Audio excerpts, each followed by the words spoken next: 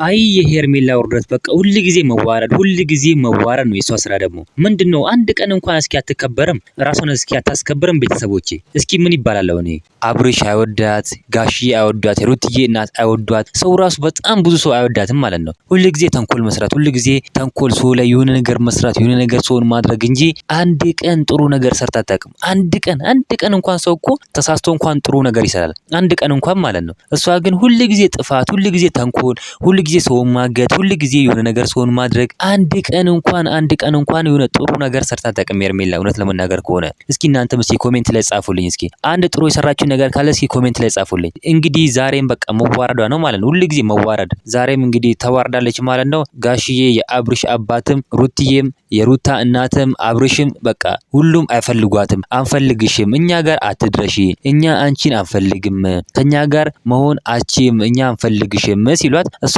በግድ ከነሱ ጋር ከነሱ ጋር ለመሆን ትፈልጋለች ማለት ነው። እንግዲህ አብርሽንም አግታው ወደ ራሷ አርገዋለች ማለት ነው። በሰዓቱ ምክንያት ማለት ነው። ሰዓቱን እንግዲህ አርጋለት ራሱ ወደ ራሷ ወስደዋለች ማለት ነው። በጣም የሚደብር ነገር ነው እንግዲህ ሄርሜላ ያደረገች ያለችው። እናንተ እንግዲህ ምን ትላላችሁ? እስኪ ቤተሰቦች እውነት ለመናገር ከሆነ በቃ የሚደብር ነገር ሁሉ ቀን የምታደርገው ሄርሜላ። ቪዲዮን ላይክ፣ ቻናሉን ሰብስክራይብ ማድረግ እንዳትረሱ። በሌላ ቪዲዮ እስከምንገናኝ በያላችሁበት ሰላም ዳርቻ ሰላማችሁ ብዝት ይበልልኝ። ደህና ሁኑልኝ።